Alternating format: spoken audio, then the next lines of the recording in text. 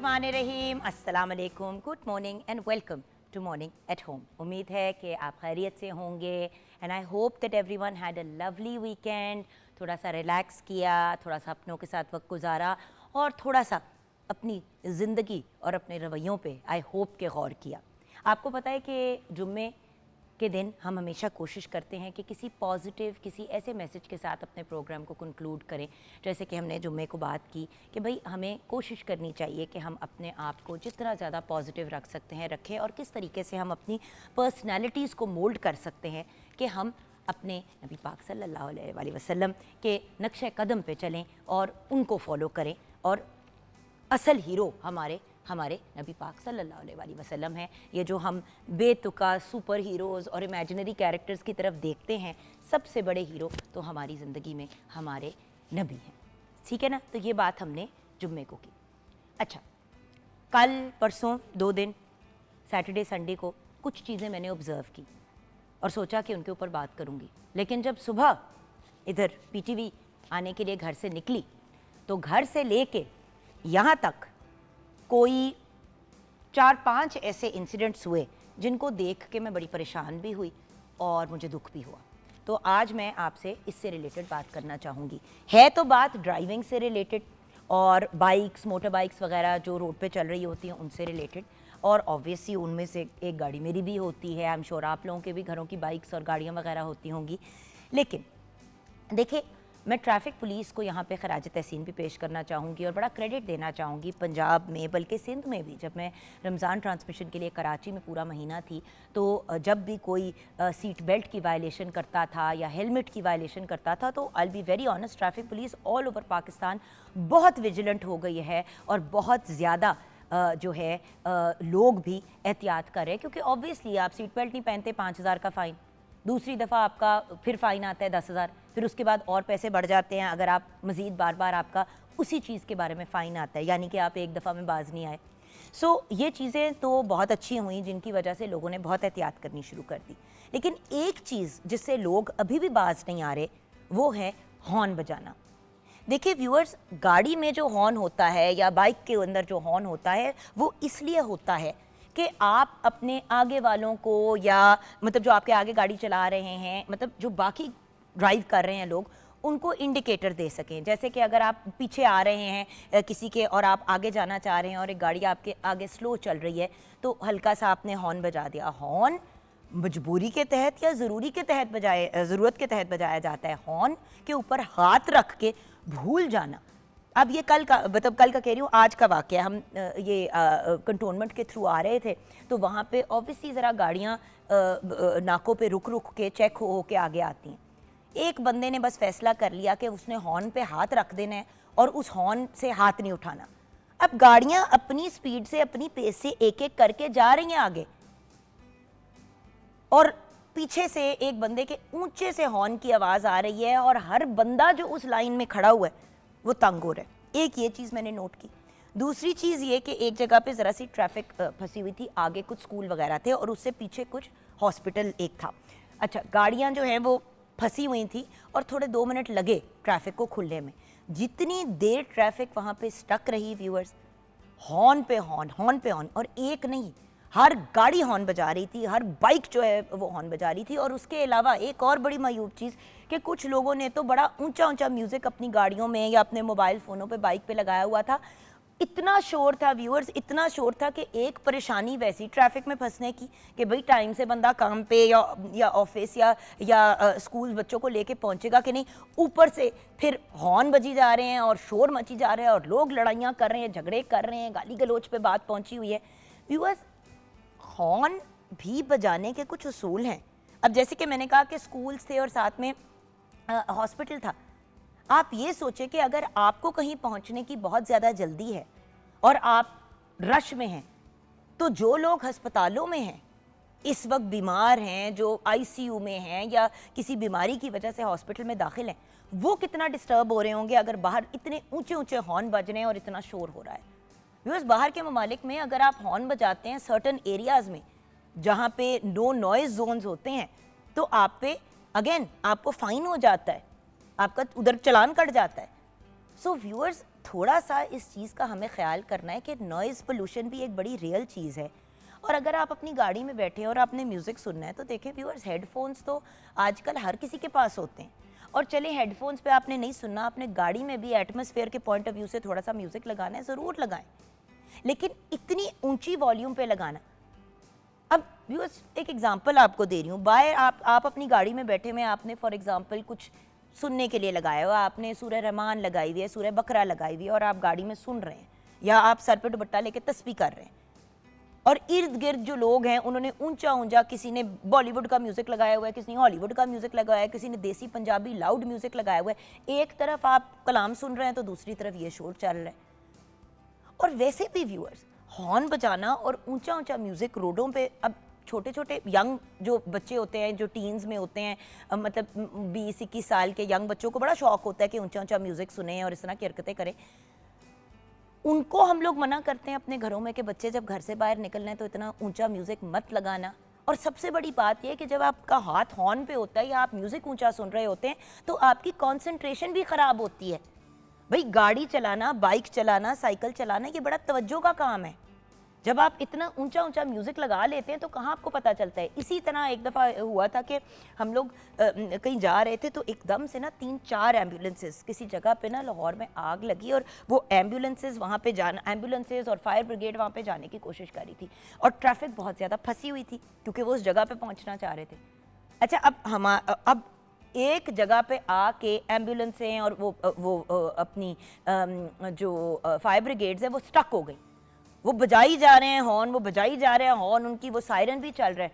अच्छा, क्या हो रहा था, सामने वाली जो गाड़ी थी उसमें वो जो बच्चा था, लड़का था, उसने कान में वो जो कहते हैं ना टूटियां लगाई हुई थी, अकेला बैठा था और वो म्यूजिक फुल वॉल्यूम पे सुन रहा था कान में। उसको आवाज़ ही नहीं आ रही थी, उसको पता ही नहीं चल रहा था कि पीछे क्या हो रहा है। फाइनली किसी वो फायर ब्रिगेड वाला लड़का बंदा उतरा है, उसने जाके खिड़की पे उसके मारा है 2-3 दफ़ा तो उस बच्चे को होश आया है, उसने कान से निकाले। मैं पीछे हमारी गाड़ी खड़ी हुई थी, पीछे मतलब हम लोग जिस तरह आपको पता है ना गाड़ियां साइड पे कर देते हैं। और एक और बड़ी इंपॉर्टेंट चीज़, अगर आप एम्बुलेंस का या अगर आप पुलिस का या अगर आप फायर ब्रिगेड का सायरन सुनते हैं तो प्लीज़ व्यूअर्स फ़ौरन साइड पे हो जाएं और मेहरबानी से उनके पीछे अपनी गाड़ी स्पीड से ना लगाएं कि वो स्पीड से जा रहे हैं तो आप भी स्पीड से जाएं। देखिए व्यूअर्स, ट्रैफिक के रूल्स और फिर उनकी इम्प्लीमेंटेशन इसलिए की जाती है क्योंकि बहुत से ऐसे हमारे रूल्स होते हैं जो हम ब्रेक कर रहे होते हैं, जिनकी वजह से ना सिर्फ हमें बल्कि दूसरों को भी नुकसान पहुंचता है। मैं अपने बच्चों को हमेशा, हमजा भी जब इंसिस्ट करता था 15-16 साल की उम्र पर, उसने मेरी ज़िंदगी अजाब करती थी, मैंने गाड़ी चलानी सीखनी है, मैंने गाड़ी चलानी सीखनी है। अच्छा ठीक है मामा, आप नहीं सिखाएंगी, मैं खुद ही ले जाऊँगा गाड़ी। मैंने कहा बेटा तू लेके जा, मैं खुद पुलिस को फ़ोन करूँगी कि मेरा बेटा ये वाली गाड़ी लेके निकला है, आप ज़रा चेक करें। तो कहता क्या मतलब मामा? मैंने कहा बेटा मैं खुद चैनल पे बैठ के कहती हूँ ये काम नहीं करना, ये काम नहीं करना, ये नहीं करना। मेरा अपना बेटा जो है 15-16 साल की उम्र पे गाड़ी चला रहा है, इसलिए क्योंकि उसको लगता है कि मैं जुगन काजम का बेटा हूँ तो मुझे कौन रोकेगा। आई एम सॉरी, कोई रोके ना रोके, मैं फ़ोन करके पुलिस को बताऊंगी। बिकॉज व्यूअर्स, हमने ही इन चीज़ों की इम्प्लीमेंटेशन करनी है। हमारी जिम्मेदारी सिर्फ हमारे घरों के लेवल तक नहीं होती। एज सिटीजन्स ऑफ पाकिस्तान जो रूल्स इस मुल्क में इन प्लेस है उनको फॉलो करना है। जैसे पाकिस्तान में आप च्युइंगम चबा सकते हैं, सारा दिन लोग चब रहे होते हैं च्युइंगम, लेकिन सिंगापुर जैसे मुल्क में च्युइंगम खरीदना तक गैर कानूनी अमल है, तो वहाँ पे लोग नहीं खरीदते। तो हमारे भी जो मुल्क के उसूल हैं उनको फॉलो करना, अच्छे तरीके से उनको इम्प्लीमेंटेशन की तरफ लेके जाना। और व्यूअर्स, जब इंसान गाड़ी चला रहा होता है, एक तो उसको कॉन्सेंट्रेट, गाड़ी या बाइक चला रहा होता है, एक तो कॉन्सेंट्रेशन बड़ी ज़रूरी होती है, उसके साथ साथ अगले इंसान किस परेशानी, किस टेंशन में गाड़ी के व्हील के पीछे या बाइक के ऊपर बैठा हुआ है, आपको क्या पता। हॉर्न बजा बजा के ऑनेस्टली व्यूअर्स दिमाग की बाकायदा दही निकल जाती है। सो मेरी रिक्वेस्ट है कि प्लीज़, और बल्कि मैं भी अक्सर गाड़ी में जब काम कुम कुछ कर रही होती हूँ और एकदम से मुझे एहसास होता है ड्राइवर ने हॉर्न बजाया, तो मैं कह देती हूँ कि बेटे हॉर्न सिर्फ ज़रूरत के तहत। कोई इंसान आपके सामने गाड़ी चला रहा है और वो गाड़ी अपनी मूव नहीं कर रहा और आपने आगे जाना है, तो हॉर्न पे हाथ रखना बहुत गलत और मायूब बात है, क्योंकि रेयर व्यू मिरर के अंदर नज़र आ जाता है, वो जो शीशे होते हैं गाड़ी के और जो बाइक के भी शीशे होते हैं, उनमें नज़र आता है कि पीछे आपके कौन है। अगर आपका हल्का सा हॉर्न बजाने के बाद अगले ने नहीं हटाई तो वो आपका हाथ हॉर्न पे रखने से भी नहीं हटाने वाला। सो आपको या तो अपना रूट चेंज करना चाहिए या फिर ऐसे बंदे से ज़रा अपने आप को परे कर लेना चाहिए। लोग क्या करते हैं, हॉर्न बजाते बजाते गाड़ियों के करीब जा रहे होंगे और बजा रहे होंगे कि हटो हटो हटो, और ऐसे ही केसेस में व्यूअर्स अक्सर एक्सीडेंट भी हो जाते हैं। सो 5 मिनट 10 मिनट घर से जल्दी निकल जाएं, 15 मिनट जल्दी निकल जाएं, लेकिन वो काम ना करें जिससे आपको या किसी और को जानी या माली नुकसान पहुंच सकता है। बिकॉज जब आप किसी को इस तरीके से डिस्टर्ब, मतलब मुझे एहसास हुआ कि हम लोग अक्सर हॉर्न सिर्फ एक बटन समझ के उसके ऊपर उंगली रख देते हैं या हाथ रख देते हैं। घर भी जब लोग आते हैं तो मैं इतनी हैरान होती हूँ कि हॉर्न बजाई जाएंगे, इर्द गिर्द कौन लोग रह रहे हैं, किसी को कोई टेंशन नहीं है। भाई जहाँ पे हमें ये बताया गया है कि हमारे हमसायों के बहुत हकूक़ हैं, हमने अपने हमसायों की रिस्पेक्ट करनी है, रिगार्ड करना है, उनकी तकालीफ में उनका साथ देना है, उनको कोई परेशानी नहीं देनी, तो ये परेशानी ही है ना कि एक बंदा जब भी कोई घर, मतलब अक्सर लोग अपने घर आके हॉर्न पे हाथ रखते थे कि जब तक कोई गेट पे पहुंच के गेट नहीं खोलता तब तक हॉर्न पे से हाथ नहीं उठाना। सोचने की बात है कि अगर आपके हमसायों में कोई बुजुर्ग है, किसी के छोटे बच्चे सो रहे हैं, कोई इंसान किसी परेशानी में है, कोई प्रॉब्लम है, नॉइज से वो डिस्टर्ब होते हैं, बस क्योंकि आपके घर के गेट के बाहर हैं आप और आपकी अपनी गाड़ी है तो आप जो मर्जी कर लें। ज्यादती है व्यूअर्स। गाड़ी हो गई, बाइक हो गई, जो भी आपके पास व्हीकल है, उससे जो निकला हुआ शोर है वो हर बंदे को मुतासिर करता है। और जब खुद भी गाड़ियां या बाइक चला रहे हो तो प्लीज़ मोहतात होके चलाएं। अगर आपने म्यूज़िक सुनना भी है तो एक कान में हेडफोन लगा लें बेशक, और हल्का म्यूज़िक या हल्की कोई चीज़ सुन लें फुल वॉल्यूम पे। अगर आप करेंगे तो मुझे एक बात बताएं, आपको कैसे पता चलेगा कि रोड पे क्या हो रहा है? सो आपके सारे सेंसेस का अलर्ट होना बड़ा इम्पोर्टेंट है। जी, शेफ फ़खरुन्निसा हमारे साथ हैं। अस्सलाम वालेकुम, कैसी हैं आप? शुक्र अल्हम्दुलिल्लाह, आप सुनाएं? मैं बिल्कुल ठीक हूँ। सोचा तो ये था कि ओवर द वीकेंड पे 2-4 और बातें थी जिनके ऊपर बात करना चाह रही थी, लेकिन आज सुबह जब मैं आ रही थी तो आप सोचे कि एक गाड़ियाँ रुकी हुई थी तो वो वाला मसला, फिर उसके अलावा मतलब ऊंचे ऊंचे हॉर्न और ऊंचा ऊंचा म्यूज़िक लगा देना, और हर बंदा जो है, अब बाकी क्योंकि ट्रैफिक की चीज़ें बहुत ज़्यादा इम्प्लीमेंट हो गई हैं तो नॉइज़ पोल्यूशन के पॉइंट ऑफ व्यू से हम एहतियात नहीं करें, लेकिन देखें स्कूल्स में, रेजिडेंशियल एरियाज़ में, स्कूल्स के बाहर, रेजिडेंशियल एरियाज़ के बाहर, हस्पतालों में बहुत सी ऐसी जगहें हैं जहाँ पे आपको ऊंचे ऊंचे आपको हॉर्न बजाने की इजाज़त ही नहीं है। यही बात है कि हम लोग इन रूल्स को भी अगर फॉलो करें तो ये बहुत सी मसाइल से ना हम जान छुड़वा सकते हैं। जैसे कि हम अक्सर, वाकई आप सही कह रही हैं कि गाड़ी चल रही है और जी हॉर्न पे हॉर्न हो रहा है, एक तो ड्राइवर सम टाइम इतना ज़्यादा हॉर्न से वो डिस्टर्ब हो जाता है, और अक्सर जगह पर ट्रैफिक ब्लॉक है तो लोग हॉर्न पे हॉर्न करें। भाई कैसे कोई गाड़ी है, जहाज़ तो नहीं कि उड़ा कर ले जाएगा बीच में से, बस उन लोगों को ये होता है कि हमें रास्ता मिल जाए, किसी को किसी की परवाह नहीं है।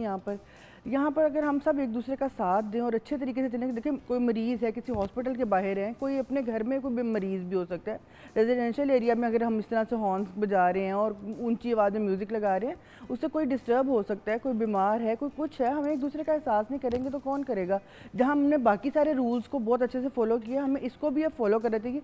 हमें इस हद तक नहीं लेके जाना चाहिए कि इस पर भी हमें फ़ाइन लग जाए और फिर ही हम सुधरेंगे अपने आप को। और आप देखेंगे जगहों पे लगा भी होता है, हॉर्न बना होता है और उसके क्रॉस लगा हुआ होता है कि आपने नहीं बजाना, मगर अफसोस ये कि क्योंकि अभी तक उसका कोई फाइन और चीज़ें इम्प्लीमेंट नहीं। मैं सिर्फ ये कह रही हूँ कि देखो फ़खरुन्निसा, हर चीज़ हम डांट खा के या फाइन या किसी पनिशमेंट के बाद क्यों सीखते हैं? देखिए आपको शोर नहीं पसंद, किसी भी इंसान को हॉर्न का या ऊंचे ऊंचे शोर नहीं पसंद होता। इवन इंसान जब पार्टीज या गेट टुगेदर्स पे जाता है तो अक्सर लोग ऐसे होते हैं जो कह रहे होते हैं कि यार थोड़ी वॉल्यूम म्यूजिक की कम कर दें, बहुत शोर हो रहा है। बच्चों की भी पार्टीज या गेट टुगेदर्स अगर बंदा अपने घर के लॉन में भी रखता है तो पहले अपने हमसायों से बात कर लेता है कि जी बच्चों की बर्थडे इस टाइम से इस टाइम रखी है, बस आपको बता रहे हैं कि अगर उस टाइम शोर हुआ, हम तो हमेशा इस तरह करने की कोशिश करते हैं कि अपने नेबर्स को बता दें कि कोई माइंड ना करे कि अगर खुदा ना खास्ता उनकी अपनी कोई कमिटमेंट उन दिनों में हो। अब जैसे कि मुझे याद है कि एक दफ़ा हमने प्रोग्राम रखा अपने बच्चे की बर्थडे का घर पे, हमजा की, तो पता चला कि हमारे हमसायों में किसी की डेथ हुई भी थी। तो मैंने उनको कहा जी हम परसों प्रोग्राम रखना चाह रहे हैं, तो उन्होंने कहा कि जी हमारे घर में परसों कुल हैं।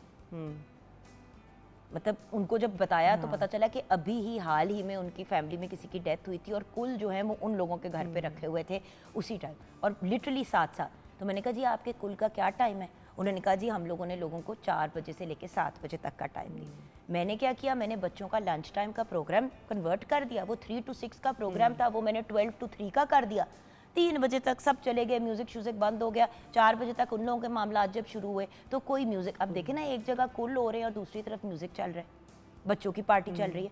थोड़ी सी छोटी छोटी चीज़ें होती है व्यूअर्स जो हम आपस में एहतियात कर सकते हैं, लिहाज कर सकते हैं। बात अल्टीमेटली व्यूअर्स होती है लिहाज की, और हम दूसरों का लिहाज करेंगे, दूसरे हमारा लिहाज करेंगे। अक्सर औकात ऐसा होता है जब लोग कहते हैं कि यार फलां बंदे को जरा थोड़ा सा लिहाज कर लें, तो जवाब क्या आता है कि हम क्यों लिहाज करें, कभी उन लोगों ने लिहाज किया है। सो अपने तेवर और अपने बिहेवियर को हमें बेहतर करना है, अपने आप को पॉजिटिविटी की तरफ लेके जाना है। मैंने किसी और ट्रैफिक के उसूल की आपसे बात नहीं की, सिर्फ एक चीज़ की रिक्वेस्ट की आज कि व्यूअर्स प्लीज़ हॉर्न बजाना, आगे आगे गाड़ियों को पीछे पीछे कर करके दूसरी गाड़ी के हटो, लोगों को तंग करना, अच्छा गाड़ियों की रेसें लगा लेना, ये चीज़ें जो हैं ये बड़ी डेंजरस हैं और हमें भी इन चीज़ों को अवॉइड करना चाहिए और बच्चों को भी इन चीज़ों को करने से अवॉइड करना चाहिए। और वही बात जो मैंने हमेशा अपने बेटे को समझाई, आप लोग भी अपने बच्चों को कहें कि गाड़ी एक हथियार की तरह है, जैसे गन एक वेपन है, आपको महफूज भी रखता है अगर आप उसको सेफ्टी के लिए यूज़ करें, लेकिन अगर आप उसका ख्याल ना करें तो उससे किसी की जान जा सकती है, किसी का बड़ा मेजर नुकसान हो सकता है, राइट। उसी तरह गाड़ी आपको एक से दूसरी जगह या बाइक एक से दूसरी जगह पहुंचाने के लिए एक व्हीकल है। जब आप उसको डेंजरस अंदाज में इस्तेमाल करते हैं तो वो एक हथियार बन जाता है जो एक नहीं कई लोगों की जानें ले सकता है। सो इस चीज़ का ख्याल करें और एहतियात से ज़िंदगी में आगे बढ़े। हम ब्रेक की तरफ जाएंगे, ब्रेक के बाद जब वापस आएंगे तो शेफ़ फ़खरुन्निसा से जानेंगे कि आज किचन में वो क्या बना रही हैं। आप हमारे साथ रहिएगा।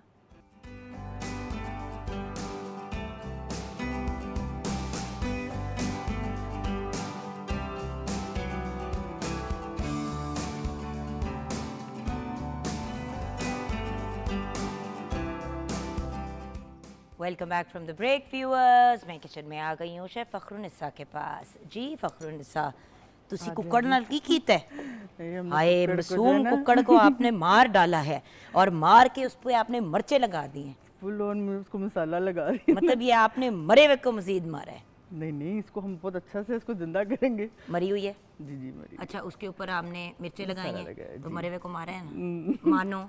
मानो मसला ये ना मानते नहीं है। अच्छा जी, मैंने क्या करना है मुझे पहले बता दो, मैं अपने काम की तरफ जरा आप ये उसको ऑन करके, तो ये पहले नट्स जो है हम उसको रोस्ट करके तो उसको निकाल लेंगे, ठीक है, थोड़ा सा, और जो है उसके बाद फिर हम आगे इसके जो चावलों का तैयारी करते हैं। ठीक है, तो ये करके पास कर देती, पहले आप ये आलमंड्स कर लीजिएगा, बाद में अच्छा अलग-अलग करो। नहीं मतलब लास्ट में बेशक उसके साथ ही डाल दीजिएगा काजू भी, लेकिन काजू जरा जल्दी हो जाते हैं, थोड़ा सा आलमंड को थोड़ा टाइम लगेगा। तो ये एक दफ़ा गर्म हो जाए फिर मैं इसमें वो डाल दूंगी और वो ये हम उतने ओवन में रख देते हैं। ये मैं आपको साथ उसकी रेसिपी भी बताती हूँ कि इसको मैंने क्या। अच्छा, ये पहले फ्राई नहीं करना, ये मंदी बना रहे हैं ना, मंदी बना रहे हैं, इसको हम बेक करेंगे, तो इसको बस मैं फॉइल से रैप कर देती हूँ। ठीक है, आप वो वाला काम कर दें, उसके बाद में रख देते हैं ताकि इसको क्योंकि घंटा डेढ़ भी लग सकता है, तो इसको हम जो है क्योंकि चिकन व्यूअर्स फुली कुक्ड होना बहुत जरूरी है। एक बार अगर हम चिकन दिखाना चाहें तो ये देख लें व्यूअर्स, जरा आप बता दें आपने। हाँ, स्किन वाला चिकन हमने लिया है और इसको हमने जो है उसको दरमियान से हल्का सा कट करके उसको बटरफ्लाई की तरह उसको ओपन करके, तो मंदी मसाला मैं आपको बताती हूँ उसकी रेसिपी, वो बनाकर इसके ऊपर इसको हमने लगाकर ओवरनाइट रखना है।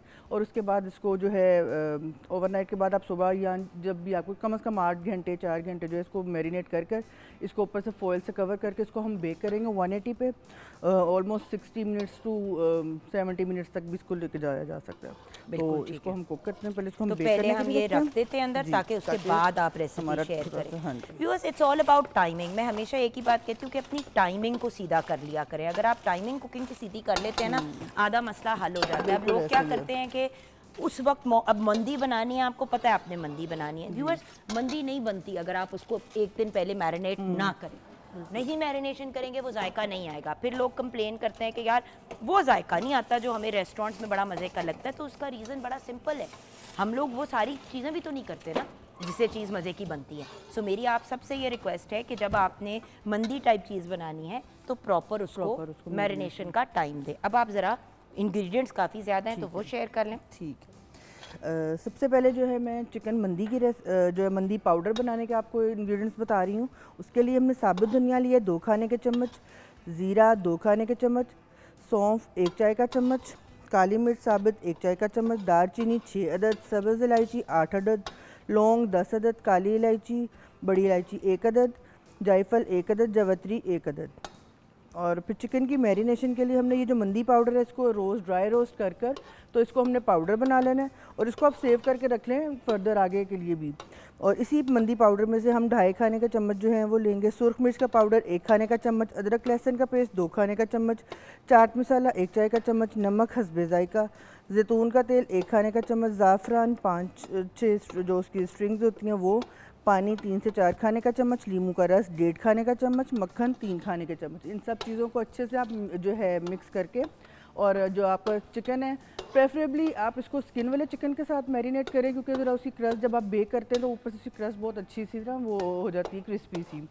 तो उसके ऊपर आप इसको अच्छे से मैरिनेट करके इसको ओवरनाइट या एटलीस्ट 4 आवर्स के लिए इसको ज़रूर रखें। और जो है इसको रखने के बाद आप इसको बेक करें 180 डिग्री पे 60 मिनट्स टू 70 मिनट्स तक भी इसको लेके जाया जा सकता है।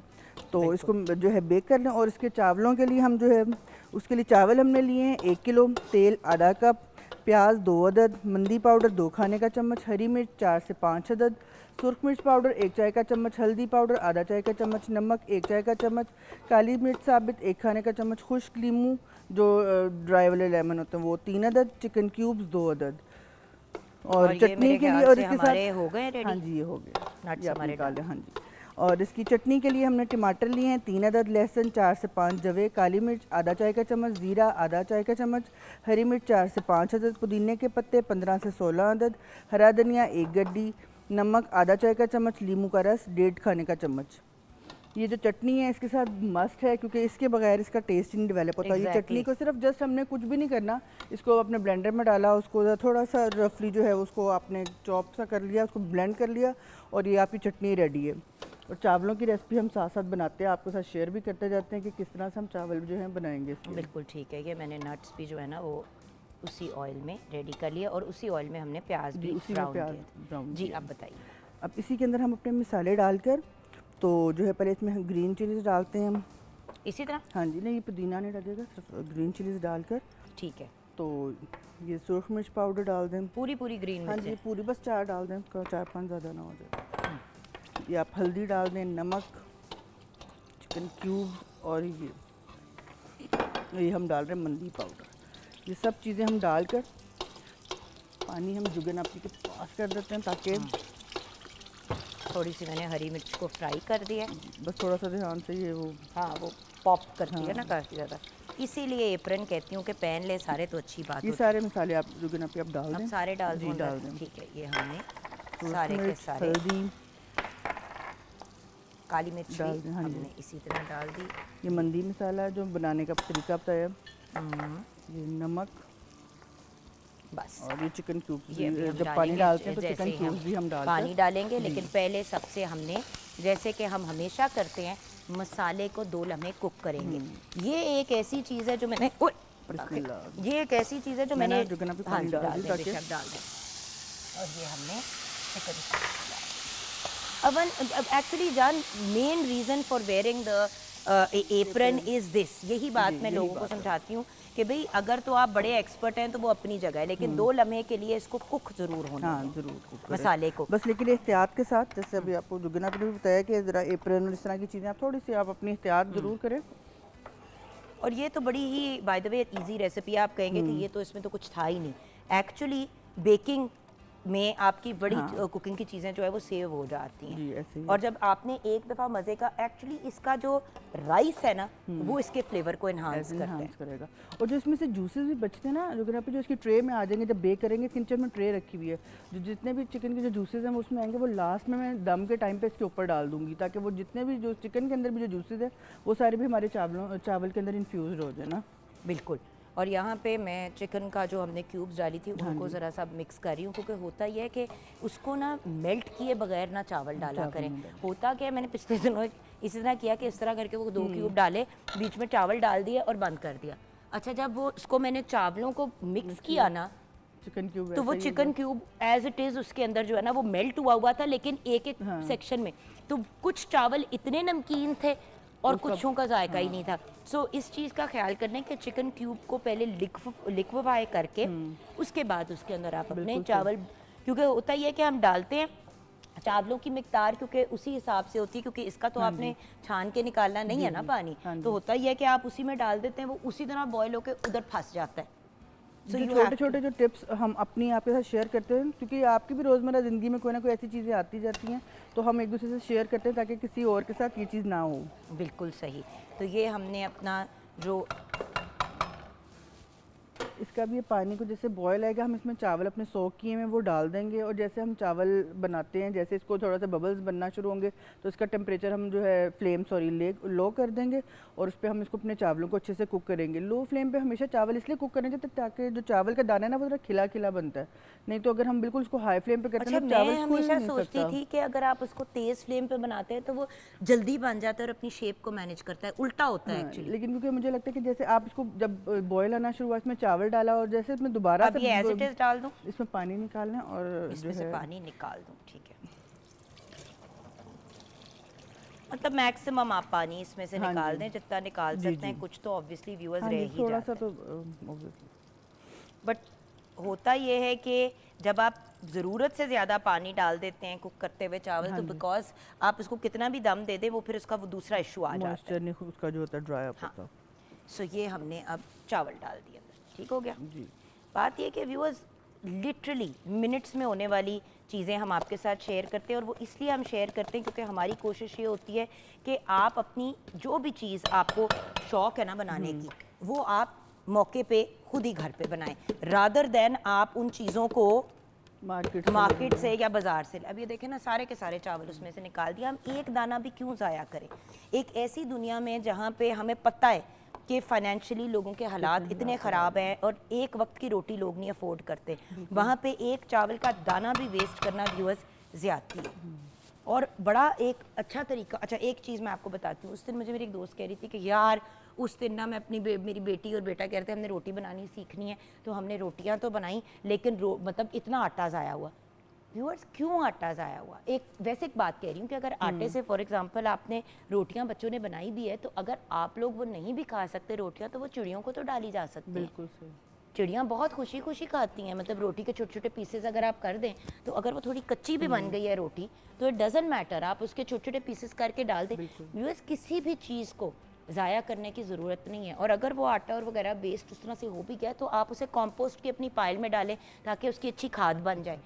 मेरा पॉइंट सिर्फ इतना है कि व्यूअर्स चाहे आप साहिब हैसियत हो, आप हर किस्म की चीज़ अफोर्ड करते हो, हमारा पॉइंट सिर्फ इतना है कि अगर अफोर्ड करते हैं तो वो पैसे किसी ऐसे पे खर्च कर ले जो मुस्तहिक है, जो ज़रूरतमंद है, ना कि हम बस पैसे वेस्ट करते जाएं क्योंकि हम अफोर्ड करते हैं।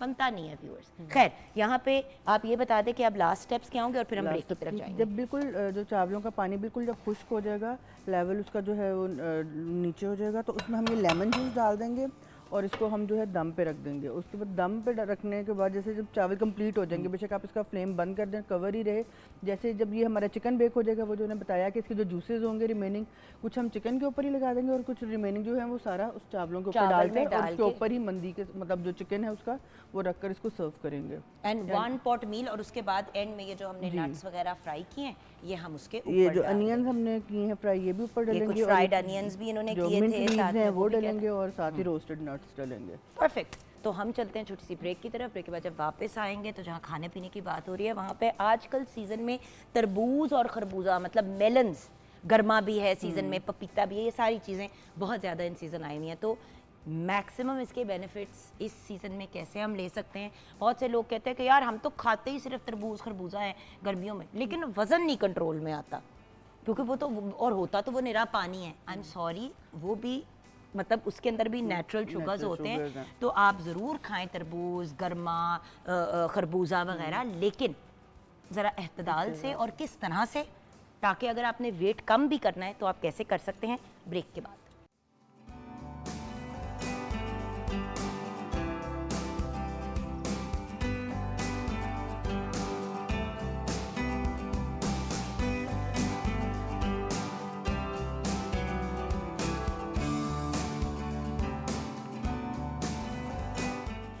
Welcome back from the break viewers. इस वक्त मेरे सामने एक ऐसी पर्सनैलिटी है जिन पे ट्रैफिक रूल्स बहुत ज़्यादा लागू हुए हैं और जिनकी ज़िंदगी का दुख ये है कि ट्रैफिक पुलिस जो है बहुत विजिलेंट हो गई है। राइट के रॉन्ग? दैट इज सो आपको बड़ा शौक है गाड़ी, आप पहले जरा थोड़े जंगली अंदाज में चलाती थी, अब आप बंदे दा पुत्र बन गई हैं। दैट इज ट्रू, लेकिन वही बात है कि सेफ्टी के लिए अगर Safety मेजरमेंट first. हो रही हैं तो हमें उसको फॉलो करना चाहिए और देखना चाहिए, लेकिन कहीं ना कहीं थोड़ा सा जो है ना हमें ये ध्यान रखना चाहिए, हॉर्न का बहुत ज़्यादा इस्तेमाल हो रहा होता है, बहुत ज़्यादा लोग जो हैं वो हमारी वजह से तंग तो नहीं हो रहे अब अगर देखो हम ना, ड्राइव कर यही रहे बात हैं तो। जिससे प्रोग्राम का आगाज किया जी। देखो, ट्रैफिक रूल्स तो अब सारे फॉलो कर ही रहे हैं। मैं सलाम पेश करती हूँ हमारी ट्रैफिक पुलिस को, वेल डन।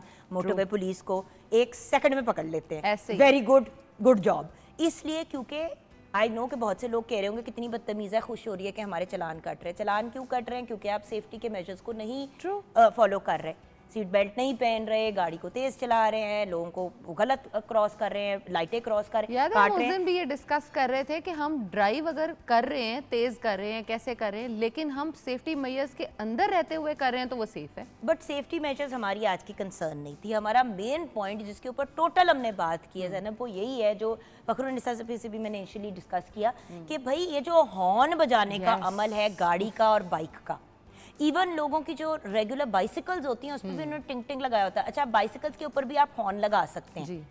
अब मज़े की बात ये नॉइज़ पोल्यूशन में काउंट होता है, जिसको हम कंसीडर ही नहीं कर रहे होते कि ये भी शायद कोई चीज़ एग्जिस्ट कर रही है या नहीं, और हम बेतुके बेवजह, आप पाकिस्तान से बाहर किसी भी मुल्क में चले जाएं, आपको हॉर्न कभी सुनाई ही नहीं देगा।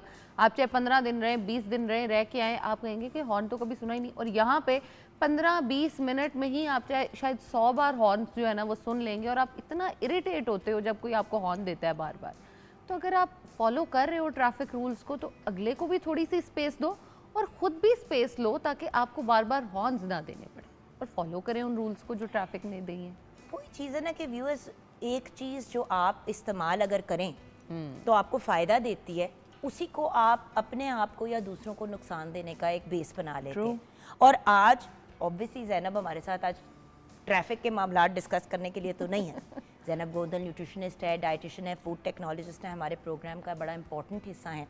और इसी तरह जिस तरह हम हॉर्न की बात करें, ज़िंदगी की किसी भी चीज़ को देख ले, पानी आपके लिए बहुत अच्छा है, लेकिन अगर आप सारा दिन सिर्फ पानी पिएंगे तो उसका भी नुकसान है। True. पानी पीना है, बहुत पीना है, 8 से 10 ग्लास पीने हैं, 12 ग्लास भी पीने हैं गर्मियों में, और ये सीज़न आ गया पानी ज़्यादा पीने का। वैसे तो सारा साल आपको पीना चाहिए, लेकिन इसको भी अगर आप 40-40 ग्लास पानी के दिन में पी रहे हैं और कुछ भी नहीं और कंज्यूम कर रहे, तो आपकी बॉडी न्यूट्रिएंट में डेफिशिएंट हो जाएगी। तो आज बात करनी है तरबूज और खरबूजे की। जी। Watermelon and melon. अब इसमें गर्मा भी इसलिए आ जाता है क्योंकि इस सीजन में तरबूज खरबूजा गर्मा तो आ जाता है, पपीता भी अवेलेबल हो जाता है काफ़ी ज़्यादा वाफिर मिकदार में। हमारे यहाँ सबसे ज़्यादा जो खाया जाता है वो वैसे तरबूज और खरबूजा ही है। ट्रू। गर्मा कुछ घरों में आता है, कुछ में नहीं आता, बट खरबूजा एंड तरबूज तो सब में आ रहे होते हैं। लेकिन लोग क्या करते हैं कि यार गर्मियाँ आ गई हैं, वेट कम करना है, तरबूज खाएंगे, सिर्फ तरबूज खाएंगे। वाटरमेलन डाइट्स बड़ी चल रही हैं। वाटरमेलन डाइट्स बड़ी चल रही हैं, मेलन डाइट्स बहुत चल रही हैं कि भाई आपने तरबूज खरबूजा गर्मा सिर्फ ये और पपीता, ये 4 किस्म की चीज़ें आप खा सकते हैं, सारा दिन जितनी मर्जी खाएं और पानी पिएं। अब सोचने की बात है, कोई प्रोटीन नहीं, कोई और चीज़ नहीं, उसका भी नुकसान है। ट्रू। लेकिन हम प्रोग्राम का आज का सेगमेंट डेडिकेट तरबूज और खरबूजे को इसलिए कर रहे हैं क्योंकि वो है बहुत अच्छा यस। इस्तेमाल करने का तरीका। फिर बुराइयों से शुरू कर लेते हैं और किन लोगों को इस्तेमाल नहीं करना चाहिए उससे शुरू करते हैं। 3 बड़ी वार्निंग के तौर पे कि ये लोग जो हैं प्लीज़ खास एहतियात करें और अपने मौलिद से बात करके ही इसकी तरफ आएँ। आप पहले वो बता दें, उसके बाद फिर जो नॉर्मल रेगुलर लोग हैं उनके लिए क्या रिक्वायरमेंट्स। ट्रू। 3, 4 से 5 जो है ना चीज़ें जो हम बहुत बड़ी गलतियां कर रहे होते हैं, तरबूज हो गया, खरबूजा हो गया, उसको इस्तेमाल करने में। और वो सबसे बड़ी गलती जो है वो ये है कि हम पहले जो है खरबूजा या तरबूज खाएंगे, उसके ऊपर से फ़ौरन बाद हम पानी पीना शुरू कर देंगे। इसकी मिसाल बिल्कुल ऐसे ही है कि आपने 2 ग्लास पानी पिया हो और ऊपर से आप फिर 2 ग्लास और पानी पी लें, तो आपकी बॉडी बहुत ज़्यादा, एक तो पानी हो जाएगा और उसके बाद आपका यूरिनेशन का प्रोसेस बहुत ज़्यादा स्पीड अप हो जाएगा। तो आप अगर मेलन, वाटरमेलन, मस्क मेलन, सन मेलन जो भी आप खा रहे हो, उसको आपने अगर खाया है तो कम से कम घंटे का आप ब्रेक दो, उसके बाद पानी को कंज्यूम मत करें, उसके बाद कैफीन का इंटेक मत करो, क्योंकि आपका जो वाटरमेलन है, मेलन है, इसमें ऑलमोस्ट 70 to 75% जो है वो पानी ही तो है। और अगर पानी के ऊपर से पानी पीते जाओगे तो डायरिया होने के चांसेस बहुत ज़्यादा बढ़ जाते हैं लोगों में, हमने देखा है। अच्छा, लोग कहते हैं तरबूज खरबूजा वगैरह खा के पानी नहीं पीना चाहिए, हैजा हो जाता है। जी, कहते हैं, बिल्कुल कहते हैं, और उसके रीजंस जो हैं वो यही हैं कि वैसे मुझे आप समझ नहीं आती कि तरबूज या खरबूजा जो ऑलरेडी पानी से इतना भरा हुआ है और आप जब उसको खाते हैं तो वैसे ही आपका पेट भी भर जाता है और आपके प्यास भी बुझ जाती है, तो उसके बाद पानी की पीने क्या? का दिल कैसे करता है? बच्चे करते हैं ये फनकारियां। Yes. तरबूज भी खा रहे हैं, खरबूजा भी खा रहे हैं, साथ में पानी भी पी रहे हैं। तो रीजन भी बताती हूँ कि क्यों हम पानी पीते हैं। क्योंकि हमने वाटरमेलन खाना था कि उसमें सोडियम कम था, पोटेशियम ज्यादा था, हमारे हार्ट हेल्थ के लिए अच्छा था। हमने क्या किया, हमने उसके ऊपर नमक लगाया और फिर वाटरमेलन को खाया। जब आप इतनी सॉल्टी कोई भी चीज़ खाओगे उसके बाद पानी पीने का दिल आपका ऑटोमेटिकली करेगा। और जब आप पानी पिया, ऊपर नमक डाला, जो आपने जो है वो टॉक्सिन्स अपने फ्लश आउट कराने थे, नमक ने जाके उन सबको होल्ड कर लिया और आपकी बॉडी से निकलने नहीं दिया। वाटरमेलन का फ़ायदा ही नहीं हुआ या मेलन का फ़ायदा ही नहीं हुआ। दूसरी बड़ी गलती जो हम करते हैं वो ये करते हैं कि हमने खाना खाया, खाना खाने के फ़ौरन बाद बहुत सारे घरों में ये रिवाज होता है कि जी खरबूजा ले आओ या तरबूज ले आओ, अब बैठ के खाएंगे, और ये बड़ा एक ट्रेंड में चीज़ चल रही होती है दोपहर को ख़ास तौर पे। आप जब भी खाना खाते हो, खाना खाने का प्रोसेस जो है डाइजेशन का वो स्लो होता है। जैसे फॉर एग्जांपल आपने रोटी खाई, आपने चावल खाए, उन्होंने डाइजेस्ट होना है तकरीबन 1.5 से 2 घंटे के अंदर। आपने जब वाटरमेलन या मेलन ऊपर से खाया तो अब आपके स्टमक ने जो रीसेंट चीज़ आई है उसके अकॉर्डिंग डाइजेशन करनी है। आपने जैसे वाटरमेलन खाया, मेलन खाया, डाइजेशन एकदम अगर जो 10-20 पे चल रही थी वो 100 पे चली गई, क्योंकि इनका डाइजेशन का जो टाइम है, प्रोसेस टाइमिंग है, वो बहुत ज़्यादा है। बड़ी जल्दी आपको जो है ना वो प्रोसेस करके आपकी बॉडी में एब्जॉर्प्शन होनी शुरू हो जाती है। अब आपने खाना खाया हुआ था, ऊपर से आपने वाटरमेलन खा लिया, खाना स्पीड हो रहा था, डाइजेशन 10-20 पे, वाटरमेलन हो रहा है 100 पे। आपका उस खाने में भी जितने न्यूट्रिएंट्स होंगे आपको कुछ नहीं मिलेगा, एज इट इज़ आपकी बॉडी से बाहर निकल जाएगा, तो उस खाने का भी हमें कोई फ़ायदा नहीं होगा। इसलिए बेहतर है, कोशिश ये करें खाना खाने के तकरीबन 2 घंटे बाद जो है वो अपने वाटरमेलन का इस्तेमाल करें। अच्छा, अब कितनी फ़नी बात है जी कि जैसे ही खाना ख़त्म होता है, अभी खाना खाया नहीं होता, फ़खरुन्निसा राइट के रॉन्ग, कि खाना आपका टेबल पे अभी पड़ा हुआ है तो फौरन ऑर्डर आ जाता है कि यार फल तो ले आओ। और आपको पता है कि इस सीजन में या तो तरबूज खरबूजा खाते हैं या आम खाते हैं, और आम तो लोग क्रीमे श्रीमे सारी, वो तो हम आगे बात करेंगे, अभी 1 महीना है, मतलब अभी है कुछ हफ्ते सीजन में आने के लिए। लेकिन तरबूज और खरबूजा तो मुझे हैरत होती है कि अभी खाना हलक से नहीं उतरा होता और वो टेबल पे आ जाता है इतना बड़ा डोंगा, बिल्कुल ऐसे कि खाओ। ट्रू। तीसरी बड़ी तो गलती यानी कि अब हमने नहीं खाना। तीसरी बड़ी गलती जो हम कर रहे हैं तरबूज और खरबूजे के साथ, वो हम ये करते हैं कि हम इसको ये सोचते हैं कि हम लोगों का तो कुछ भी नहीं इसमें जा रहा, हम बात भी करते हैं, कैलोरीज भी कम है, तो सारा दिन वाटरमेलन हम खा सकते हैं, ये हमें फीलिंग ऑफ फुलनेस भी दे रहा है, हमें जो है ना जी बड़ा लाइटर भी रख रहा है, हम इससे अपना वजन कम कर और लेंगे कहीं शायद पे खाने कि से। किसी ने कहीं पढ़ ली बात, आपने सुना होगा फ़खरुन्निसा कि यार वजन कम करना ना तरबूज और खरबूजा खाओ। ऐसे ही है। हाँ, लेकिन अगर तरबूज और खरबूजा खा रहे हैं तो सिर्फ तरबूज और खरबूजा नहीं खाना, और ये नहीं कि आप बाकी खुराक जैसे नॉर्मल ले रहे हैं, फुल 2-2 रोटियां दोनों टाइम खा रहे हैं, सुबह आप पराठे और मतलब निहारियां खा रहे हैं नाश्ते में, और फिर उसके बाद आपने तरबूज और खरबूजा भी ऐड कर दिया। भी नहीं ऐड करना, अगर वो ऐड कर रहे हैं तो फिर कोई चीज़ निकालें भी तो। ट्रू। लेकिन अगर हम सिर्फ खाली खरबूजा और तरबूज की भी बात करें पूरे दिन में, फॉर एग्जांपल मैंने सुबह में उठते ही मैंने तरबूज खा लिया, एक बार हो गया, फिर मुझे तकरीबन कोई 2-3 बजे भूख लगी, मैंने फिर खा लिया, फिर शाम में मेरा गर्मी लग रही थी, मैंने फिर खा लिया। अब होता क्या है, चंद फ्रूट्स हमारे ऐसे होते हैं जो आपको शुगर स्पाइक ज़्यादा देते हैं। शुगर लोड, चाहे उनका कार्ब लोड या वो चीज़ें ज़्यादा नहीं होती, लेकिन वो आपकी एकदम से ना शुगर को स्पाइक देते हैं। अब हुआ क्या, हमारी इंसुलिन जो होती है ना वो यूं काम कर रही होती है कि यूं जा रही होती है। जब भी हम कुछ खाते हैं वो टोटल डिपेंड करती है। फॉर एग्जांपल रोटी है, रोटी से उसका सिर्फ इतना ऊपर जाएगा ग्राफ, लेकिन अगर हम वाटरमेलन पे जा रहे हैं तो वो यहाँ पे चला जाता है। अब सुबह में आपका ग्राफ यहाँ गया, नीचे आ गया, रोटी आपने खाई यहाँ आया, फिर वाटरमेलन खाया ऊपर गया, फिर नीचे रहा, फिर ऊपर गया। इतनी स्पाइक जब 3 दफ़ा दिन में आ रही है, 4 दफ़ा, 5 दफ़ा आ रही है, तो आपकी इंसुलिन नॉर्मल नहीं होगी, जो कि आपको डायरेक्टली रिलेट करेगी इंसुलिन रेजिस्टेंस की तरफ जाने के। अब जिस चीज़ ने आपको फ़ायदा देना था वही चीज़ आपको अल्टीमेटली नुकसान देना शुरू हो गई है। वाटरमेलन खाने का बेहतरीन तरीका, बेहतरीन टाइम ये है, आप खाली पेट हो जब, आप उस टाइम पे वाटरमेलन का इस्तेमाल करो, और जब भी इस्तेमाल करें आप उसको तकरीबन जो आपके घर में एक छोटे से थोड़ा सा बड़ा बोल होता है ना, आप वो ले लो, ऊपर कोई नमक मिर्च मसाले चाट मसाले कुछ मत डाला करें, उसका एज इट इज़ जो टेस्ट है उसको एंजॉय किया। अच्छा, यहाँ पे एक बात ज़रूर ऐड करूँगी व्यूअर्स, पिछले कुछ दिनों में मैं एक दो जगह पे जब गई तो लोगों ने कहा कि पानी दिया और उसके बाद फ़ौरन ही, क्योंकि आजकल चाय लोग अवॉइड कर रहे हैं ना जब गेस्ट भी आते हैं, तो ठंडा ठंडा ना वो जूस एक ले आए।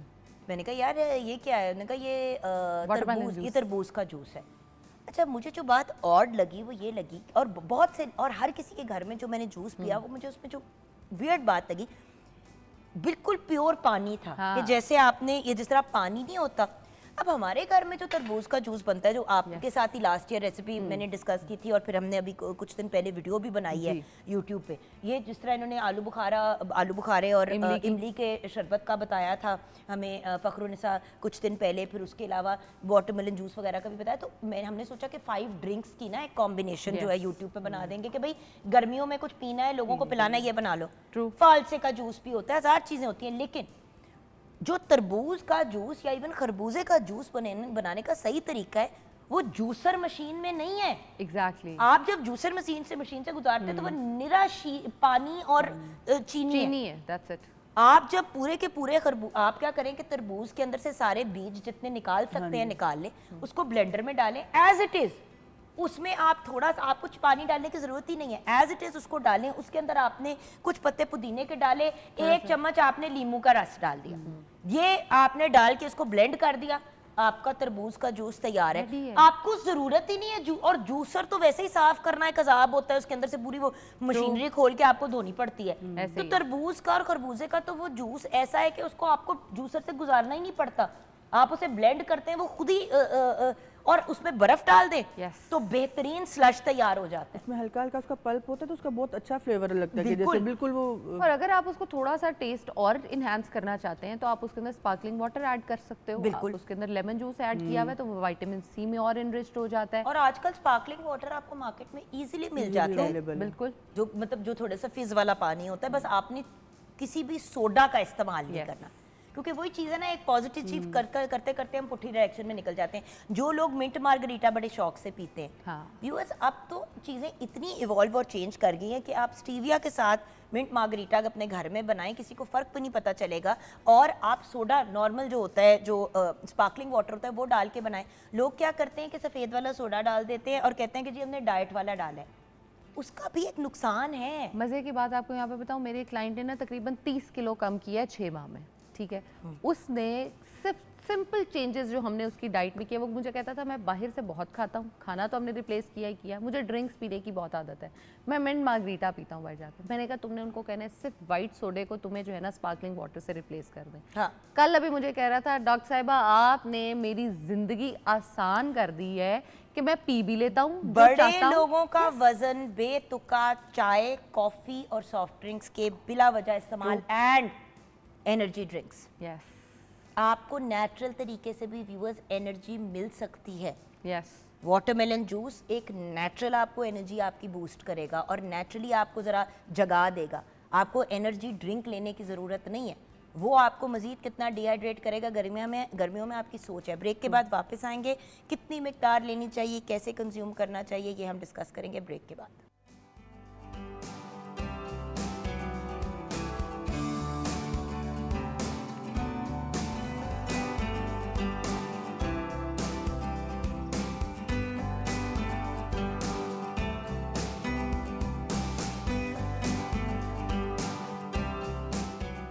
Welcome back from the break viewers. Zainab Gondal हमारे साथ है और हमारी कैमरा टीम भी हमारे साथ है, जिनके साथ मैं अजीबो-गरीब किस्म की ब्रेक में गुफ्तगू करती हूँ और वो हंस रहे हैं कि ये अब किधर लेके जाएगी बात को, कहीं नहीं लेके जा रही, उधर ही वापस लेके जा रही। वो बातें हम अगली ब्रेक में करेंगे, आप फिक्र ना करें, खेड़ा नहीं मैं छोड़ती आप लोगों का। अच्छा जी, शुक्र करो कि ब्रेक में तोपों का रुख कहीं और था। सही बात है, शुक्र करो। मैं अल्लाह का बड़ा इसीलिए कहती हूँ कि हर लम्हे अल्लाह का शुक्र अदा करना चाहिए। सही कह रही हूँ ना फ़खरुन्निसा, वरना अगर वो टॉर्चर ऑनर होता जो ब्रेक में होता तो क्या होता सबके साथ। मैं भी तो यहाँ पे पूरी फूफी बन के ना टॉर्चर कर रही होती हूँ सबको। नहीं शुक्र है ब्रेक आती है शो में और वो उधर हो जाता है और सब फिर ब्रेक में मैं सबका दिमाग ब्रेक करती हूँ, Yes. फिर हम ब्रेक से वापस आ जाते हैं। अच्छा जी, लेकिन मजा भी तो आता है ना उसी चीज हाँ, का। आ आप enjoy जाते करो। हैं वापस। तरबूजे की तरफ। तरबूजे पे ये अच्छा है खरबूजा ना और तरबूज दोनों मिलके बन गए तरबूजा। छोटे होते थे ना तो जब मम्मा कहती थी चलो आ जाओ फ्रूट खाना है, देयर इज मेलन, तो कहते थे ओ तरबूजा।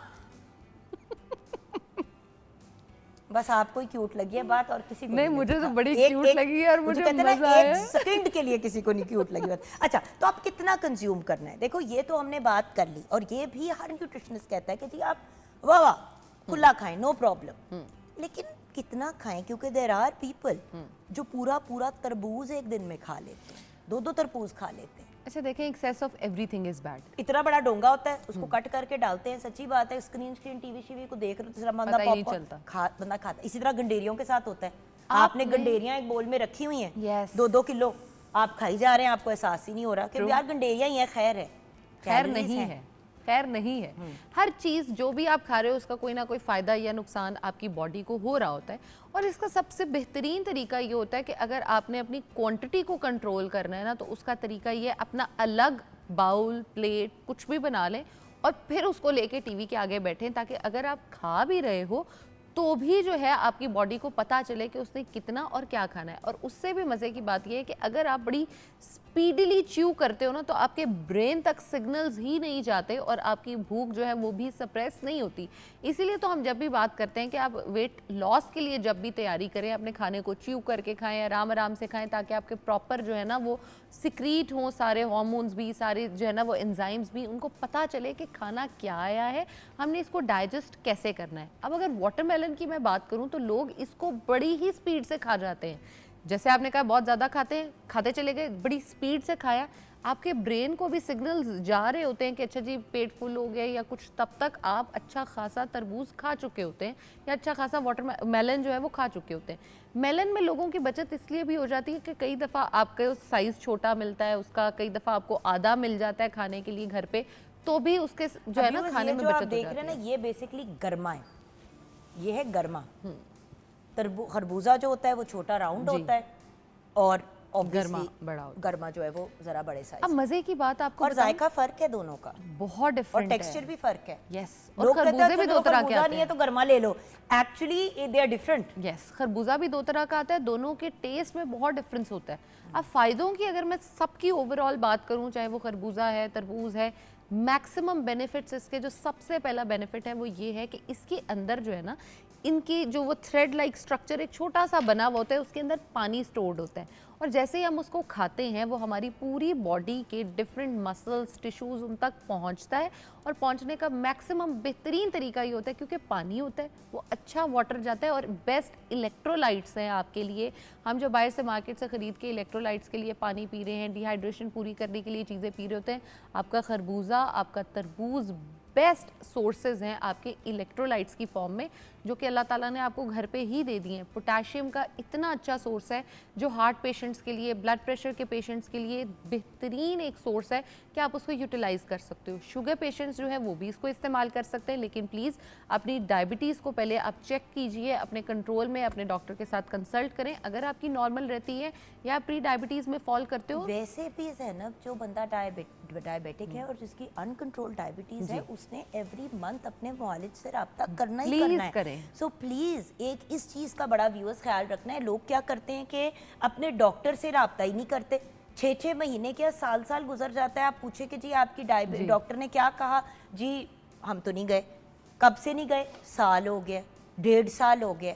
व्यूअर्स, डायबिटीज़ मॉनिटर करनी होती है और आप अगर खुद घर पे मॉनिटर कर भी रहे हैं तो अपने डॉक्टर के पास, मैंने तो यही सुना है कि जो डायबिटीज़ के पेशेंट्स होते हैं, अगर अनकंट्रोल्ड ना हो, अगर रेगुलर डायबिटीज़ भी हो, तो हर 3 महीने बाद तो जाना ही जाना है। और हर 3 महीने बाद सीज़न वैसे ही चेंज हो रहा होता है। True. तो आप जब जाएं तो आप पूछ ले कि जी डॉक्टर साहब मुझे बता दें अब इस सीज़न में कौन से फल, कौन सी ऐसी चीज़ें जो मैंने अवॉइड करनी है। आपने इतना ज़बरदस्त पॉइंट रेज किया है ना कि डॉक्टर के पास जाना बहुत ज़रूरी है। मेरे पास एक पेशेंट है आई एक दिन और आकर आप यकीन करें जिस बंदे ने टेस्ट किए हुए थे ना उस लैब को वो बुरा भला कह रही थी, उस लैब ने मेरे साथ गलत कर दिया है, मुझे उसने टेस्ट ऐसे दिए वैसे दिए। अच्छा, हमने बातचीत करनी शुरू की, चेक किया, उनकी बेसिकली ना डायबिटीज़ 9.3 पे HbA1c उनका टेस्ट आया, यानी वो डायबिटीज़ के एक एक्सट्रीम लेवल पे थी उस टाइम पे। मैंने उन्हें पूछा कि आपको पहले कभी डायबिटीज़ थी? उन्होंने कहा नहीं, मेरे तो कभी पता ही नहीं कि मुझे शुगर भी है या नहीं है या कुछ भी। मैंने कहा अच्छा, आपने एक काम करना है, आपने प्लीज़ मेरे पास ना नेक्स्ट वीक दोबारा आना है और अपनी सारी रिपोर्ट्स जितनी भी पुरानी होंगी ना आपने सारी लेके आनी है। उन्होंने कहा कि जी मैं कैसे आऊँगी, क्या करूँगी? मैंने कहा प्लीज़ एक छोटी रिक्वेस्ट है मेरी, आप प्लीज़ ज़रूर आइएगा। मैंने उनके बेटे से कहा, उसने कहा हाँ मैं ज़रूर ले आऊँगा। अच्छा, जब वो मेरे पास आई ना जुगन पे, मैंने उनकी 2019 तक उनके पास रिपोर्ट्स थी और आप यकीन करें 2019 से उनको डायबिटीज़ थी। वो टेस्ट कराती थी, डॉक्टर के पास नहीं जाती थी। आपके टेस्ट में डायबिटीज़ आ रही है, डॉक्टर के पास ना जाने की वजह से वो कभी डायग्नोज ही नहीं हुई कि इनको जो है वो शुगर है। अच्छा, उसके साथ एक और चीज़ होती है व्यूअर्स, हम एक बहुत बड़ी गलती करते हैं कि भी हमारे पास रिपोर्टें आ गई, हमने डॉक्टर को व्हाट्सएप कर दें जी, और कहा डॉक्टर साहब हमें बता दें। व्यूअर्स, दो चीज़ें होती हैं, एक होती है आपकी जो कागज़ जो रिपोर्ट आती है, दूसरी चीज़ होती है आपकी क्लिनिकल रिप्रेजेंटेशन। यानी कि जब आप क्लिनिक में जाते हैं, डॉक्टर आपसे मिलता है, छोटी सी बात है, आपकी बाकी चीज़ें नॉर्मल आ रही हैं लेकिन आपके पैरों में बड़ी स्वेलिंग आ रही है और आपके हाथ बहुत सूज रहे हैं, आपको एडिमा हो रहा है। अब आप उसका इलाज नहीं कर रहे, आप ऐਵੇਂ कोई वाटर टेंशन की दवाई या कोई चीज़ ले लेके मैनेज कर रहे हैं। पता चला कि आपकी डायबिटीज़ तो चले कंट्रोल में आई हुई थी लेकिन आपके गुर्दों में मसला होना शुरू हो गया, जिगर में मसला होना शुरू हो गया, किसी और डायबिटीज से ही रिलेटेड, लेकिन डायबिटीज ठीक है और वो खराब हो रहा है। अब इसमें होता ही है ना, ये चीजें मॉनिटर करनी जरूरी है। लोगों के अक्सर लोग फौत अल्लाह माफी दे डायबिटीज की वजह से नहीं होते, डायबिटीज के कॉम्प्लिकेशन से होते हैं। दिल के मसाइल, दिल का मसला बिगड़ता चला गया, आपने उसको ऑब्जर्व ही नहीं किया, चेक ही नहीं किया, ब्लड प्रेशर आपका अनकंट्रोल्ड जा रहा है हाई। अच्छा, एक और चीज़ जो अक्सर होती है, गुर्दों के मसले होने शुरू हो जाते हैं और आपके गुर्दे जो है उनकी वर्किंग जो है वो कम होती जा रही है, आपके जिगर में मसले होते चले जा रहे हैं।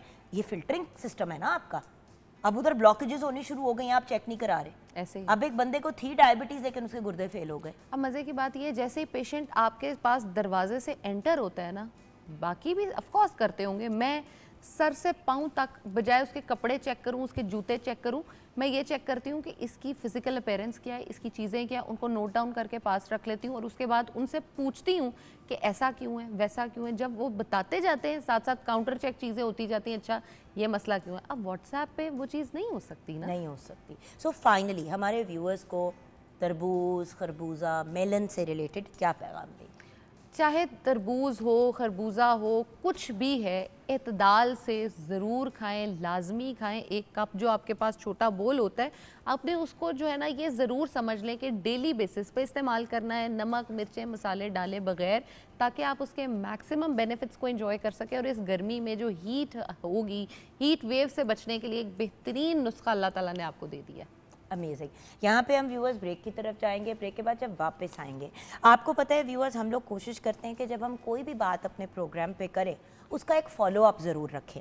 तो पिछले साल मई जून में आई थिंक हमारे प्रोग्राम पे एनवायरनमेंट प्रोटेक्शन फोर्स से रिलेटेड बातचीत हुई जो मरियम नवाज शरीफ साहिबा ने अप्रैल 2025 में लॉन्च की थी पिछले साल। ठीक है, ये एक डेडिकेटेड फील्ड फोर्स है जो पोल्यूशन ख़त्म करने और एनवायरनमेंट रूल्स पे अमल करवाने के लिए बनाई गई थी।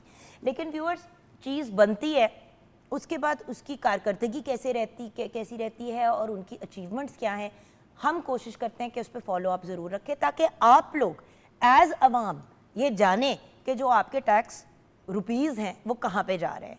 सो ब्रेक के बाद जब हम वापस आएंगे तो हम EPA से रिलेटेड बात करेंगे और ये जानेंगे कि इनकी जो फोर्स है वो कहाँ तक पहुँची है, क्या मामलात है, इस वक्त क्या एक्टिविटीज़ चल रही हैं। After a break.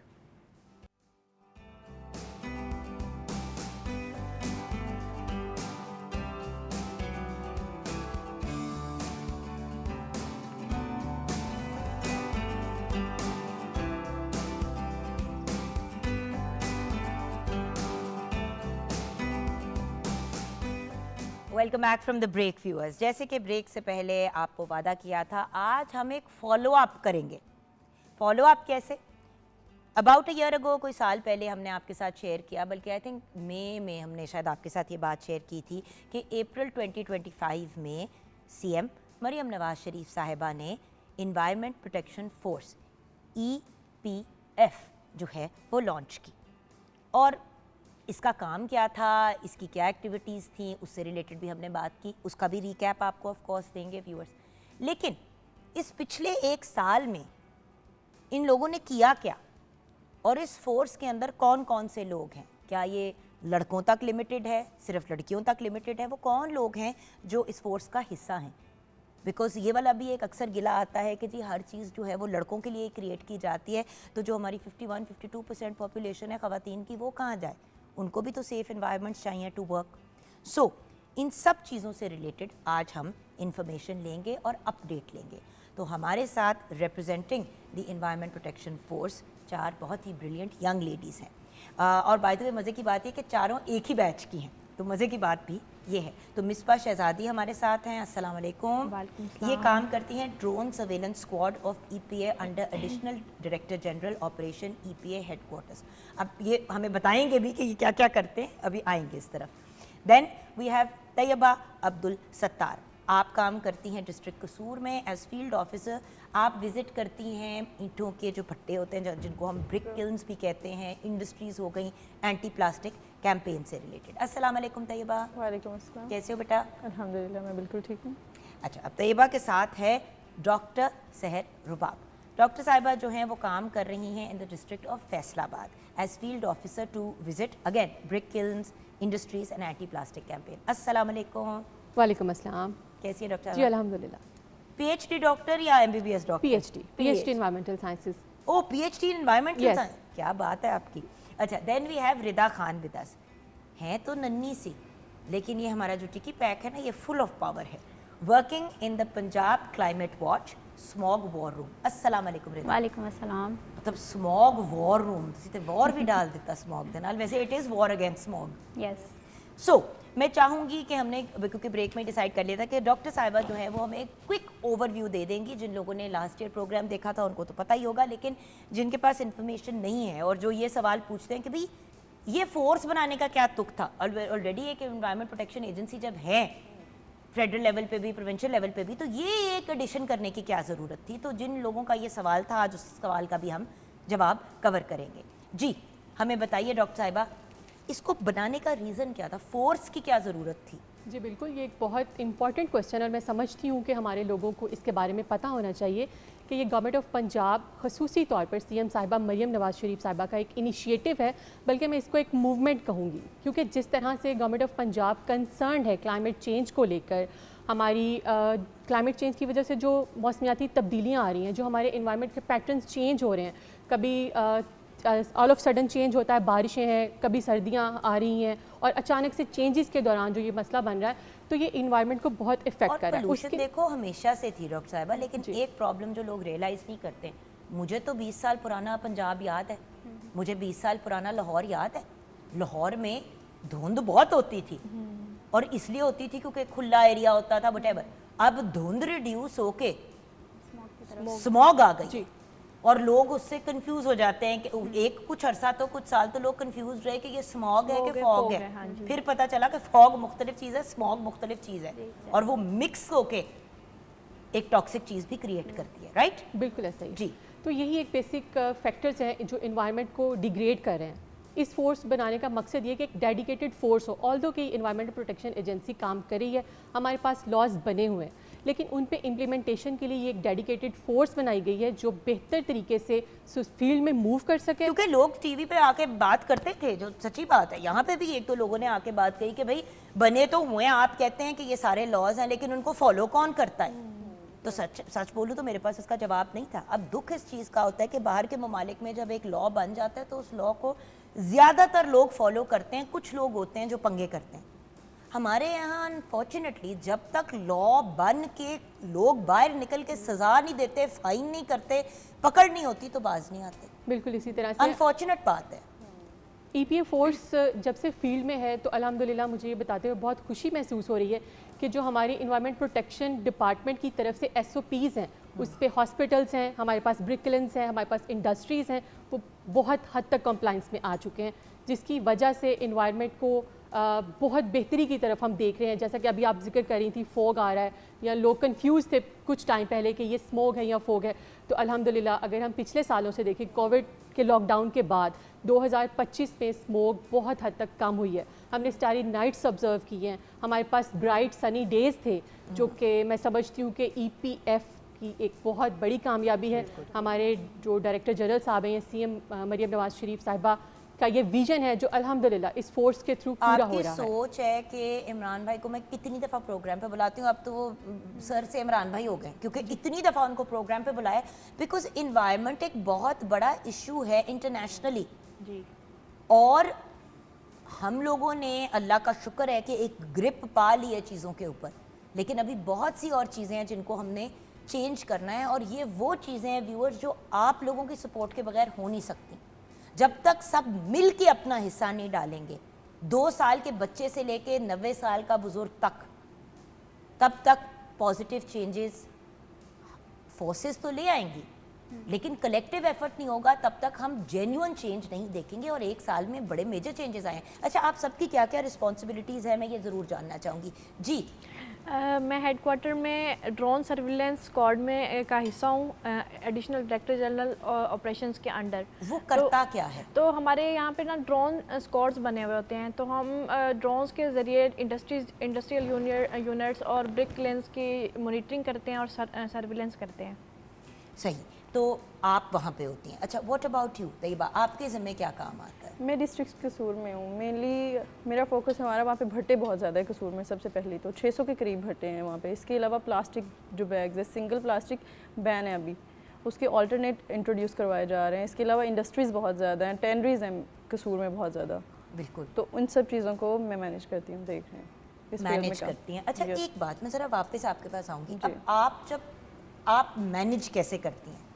सर्विलेंस अगर आप कर रही हैं तो उसके बाद फिर आप क्या करती हैं? सर्विलेंस के बाद जो हमें कोई वायलेशन मिलती है, जो ब्लैक ये इम्पोर्टेंट चीज़ है ना कि फिर आप करते क्या हैं? वायलेशंस होती हैं, उनकी फिर कंप्लेंट्स रजिस्टर होती हैं, उनके खिलाफ फिर कंप्लेंट्स, उनकी फिर या फाइन हो सकता है या सील कर देते हैं उस यूनिट को हम, ताकि वो यानी कंप्लायंस कि आपके करें। पास इतनी अथॉरिटी है कि आप वहाँ पे गए और कोई कंप्लायंस नहीं कर रहा और वो आपने नोटिस दिया, अगर उन्होंने इसको नहीं कंप्लाई किया तो आपने फिर उनको 7 डे नोटिस होता है इनिशियली, 7 दिन का हाँ जी। उसके बाद अगर फिर भी वो कंप्लायंस ना करें तो फिर हम उसको फाइन करते हैं या सील करते हैं। सील कर देते हैं। हाँ जी। ओके, अब बताइए कि आप क्या करती हैं?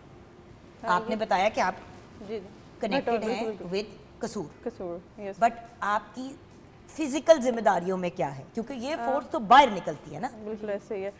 तो हमारी हेल्पलाइन है, वहाँ पे लोग जो होते हैं नियर बाय, जहाँ भी कहीं वायलेशन रिपोर्ट होती है उसको हम तक पहुँचाते हैं। हेडक्वार्टर जाती है, हेल्पलाइन का नंबर बताएं। 1373। 1373। जी बिल्कुल। अगर पंजाब में जी, राइट, बिल्कुल। और कहीं पे भी आप वायलेशन होते हुए देखते हैं तो कॉल करना है 1373 पे। इसके अलावा 1373। इसके अलावा हमारा पोर्टल भी है, पंजाब पोर्टल। उस पर भी आप जियो लोकेशन, कहीं पे कोई वायलेशन हुई है, जियो टैग्ड आप लोकेशन वाला कैमरा होता है, उसमें आप पिक्चर लें और उसमें डाल दें, कंप्लेंट आप डाल दें। जैसे ही वो लाहौर में जो टीम है उसको देख रही होती है, जैसे उनके पास वो कंप्लेन कोई वायलेशन आती है, वो नियर बाय जो भी स्क्वाड उसकी अवेलेबल होता है, वो डिस्ट्रिक्ट में कंप्लेन है वो किसी भी जगह की है, मौके पे जाके वो जी check बिल्कुल, करते within 30 minutes to 1 hour वहाँ पे वो टीम पहुँचेगी, वहाँ पे एक्शन लगेगी वायलेशन के अकॉर्डिंग, जिस लेवल का वायलेशन होगा उसके अकॉर्डिंग। अगर बहुत ज़्यादा स्वेयर है तो वो फ़ौरन मौके पे उसको सील किया जाएगा। अच्छा, एक सवाल है, जैसे अक्सर ऐसा होता है कि डॉक्टर साहब आपके पास आती हूँ और आप अपनी भी रिस्पॉन्सिबिलिटी, जैसे ब्रिक किल है वहाँ पे बच्चे अंडर एज भी लोगों ने रखे होते हैं। अब वो टेक्निकली आप लोगों के अंडर नहीं आता, लेकिन उसके बारे में फिर आप लोग क्या करते हैं? क्या आप उसकी भी कंप्लेंट आगे फाइल करते हैं टू द राइट डिपार्टमेंट? जी जैसे देखें ना, ब्रिक किल्स के ऊपर कभी कभी 8-8 साल के बच्चे लगाए हुए होते हैं कामों पे। बिल्कुल इसी तरह से है। लेकिन अब मेरा SOPs पर इस हवाले से भी कि जो अंडर एज बच्चे हैं, चाइल्ड लेबर है, वो काफ़ी हद तक उस पर कमी देखने को मिलती है। बहरहाल ये डिपार्टमेंटल जो कंसर्न है वो इसको बहुत बेहतर तरीके से देख रहे हैं। सो जब आप लोग अगर वहाँ पे जाएं और आप इस किस्म का मामला देखें तो आप राइट डिपार्टमेंट पे वो वाली बात भी अपनी ऑब्जर्वेशन दे देते हैं, यानी कि सब इंटरकनेक्टेड है। ये नहीं है कि एक डिपार्टमेंट का दूसरे डिपार्टमेंट से, क्योंकि पहले कुछ 15-20 साल पहले यही होता था कि एक डिपार्टमेंट एक चीज़ देख रहा है, फिर वो एक ही देख रहा है, वो किसी और चीज़ में ओवरलैप नहीं हो रहा। जी। अब देखें ना, ये भी तो कितनी बड़ी ह्यूमन राइट्स की वायलेशन है कि छोटे बच्चे वहाँ पे कर रहे हैं। तो एक तो आपने अगर वहाँ पे कोई वायलेशन ऑब्जर्व की अपने डिपार्टमेंट से रिलेटेड, और अगर कोई नेगेटिव चीज़ बिल्कुल ऐसे तो वो भी आपने रिपोर्ट की, राइट? बिल्कुल ऐसा ही। हम कम्युनिकेट करते हैं डिफरेंट डिपार्टमेंट्स के साथ, क्योंकि हमारा फील्ड एक ऐसी है जिसमें डिफरेंट और डिपार्टमेंट्स भी इन्वॉल्व हैं, जो अपने अपने जो उनकी रिस्पॉन्सिबिलिटीज़ हैं उनको वहाँ पर बेहतर तरीके से निभा रहे हैं। बिल्कुल सही। एंड रिदा, आपकी रिस्पॉन्सिबिलिटीज़ क्या है? जी, मैं पंजाब क्लाइमेट वॉच हब में होती हूँ, जिसका मेन सेंटर जो हमारे हेड क्वार्टर में, लाहौर हेड क्वार्टर में। अब वहाँ मेरी रिस्पॉन्सिबिलिटी है मेनली डिजिटल सर्वेलेंस पे, डिजिटल सर्वेलेंस एंड मॉनिटरिंग। अब वो ऐसे है कि लाइक हमारी इंडस्ट्रीज़ या जो भी हमारे फैक्ट्रीज़ वगैरह हैं, उनका विज़िट पहले इंस्पेक्टर जैसे खुद जाके किया करते हैं, या फिर कंप्लेंट्स हमारे पास रिसीव होती थी पब्लिक की तरफ से, तो फिर हमारे फील्ड टीम वहाँ डिप्लॉय होती थी। अब हमारा ये एक जो है ना विज़न है, गवर्नमेंट का विजन था कि हम इंस्पेक्टरलेस इंस्पेक्शन रिजीम की तरफ शिफ्ट करें, कैमरेज लगा दें। जी, तो वो इंस्पेक्टरलेस इंस्पेक्शन रिजीम में अब हमने ये किया है कि हमने इंडस्ट्रीज़ को ये मैंडेटरी कर दिया है कि वो अपनी चिमनीज़ के ऊपर कैमराज इंस्टॉल करवाएं और उसकी असेस हमें प्रोवाइड करें, जिसको हम अपने पंजाब क्लाइमेट वॉच में बैठकर 24/7 उसकी मॉनिटरिंग कर रहे हैं। और हमें किसी भी वक्त 24/7 जो है ना, जो उसकी मॉनिटरिंग चल रही है, किसी भी वक्त कोई अनऑथराइज एक्टिविटी देखने को मिलती है, कोई वायलेशन देखने को मिलती है, तो हम उसके ऊपर फौरी एक्शन ले सकते हैं। हम रिस्पेक्टिव अपनी फील्ड टीम को, कोई भी किसी भी डिस्ट्रिक्ट की जो वायलेशन है, वहाँ की फील्ड टीम को हम इंटीमेट करते हैं कि यहाँ पर ये वायलेशन हो रही है, आप जाकर यहाँ पर जो है विजिट करें, इंस्पेक्शन करें और जो भी सूटेबल एक्शन है यानी कि रैंडमली जो चेक्स होते थे अब वो बहुत ज़्यादा कंट्रोल्ड हो जाएंगे और बेहतर इस्तेमाल होगा ह्यूमन रिसोर्स का। हम एक ब्रेक की तरफ जाएंगे, ब्रेक के बाद जब वापस आएंगे व्यूअर्स, तो अब इन चारों ब्रिलियंट यंग लेडी से ये जानेंगे कि सिर्फ ख़वातीन ही होती हैं वहाँ पे, क्या सिचुएशन है, क्या मर्द हज़रात भी हैं, क्या ट्रांसजेंडर्स के लिए भी अपॉर्चुनिटीज़ हैं, क्या सब जेंडर्स कवर्ड हैं, तो ये भी जानना ज़रूरी है। अगर आप में से कोई अप्लाई करना चाहता है और EPA का हिस्सा बनना चाहता है, स्पेशली इनकी EPF जो है, जो इनकी फोर्स है उसका हिस्सा, तो उससे रिलेटेड भी आपको गाइडेंस दी जाएगी। एंड पिछले साल में क्या प्रोग्रेस हुई है, ये एक बड़ा इंपॉर्टेंट एलिमेंट है। ब्रेक के बाद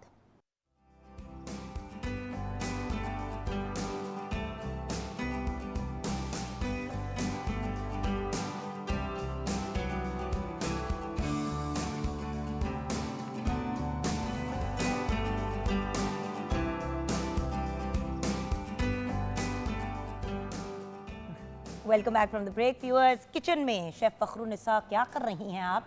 आग लगा दी खाने को? नहीं की कीता है तुसी? हमने कोल स्मोक दिया है और हमारी ये ज़बरदस्ती मंदी बिल्कुल रेडी है। आप इसको ट्राई करें और यकीनन आप इसको, मुझे यकीन है कि आप इसको देख के ट्राई के बगैर रह नहीं सकेंगे। आप इसको ट्राई करें और फिर फीडबैक भी देंगे। जी जी कि जरूर इंग्रेडिएंट सही थे कि नहीं। जरूर। क्योंकि शक्ल तो ठीक होती है, जायका भी तो ठीक होना चाहिए ना। ऐसे ही है। Thank you so much Fakhrunnisa. Okay viewers, आखिर इन्वायरमेंट प्रोटेक्शन डिपार्टमेंट की ये जो EPF है, जो इनकी फोर्स है, साल में इनकी क्या प्रोग्रेस रही है?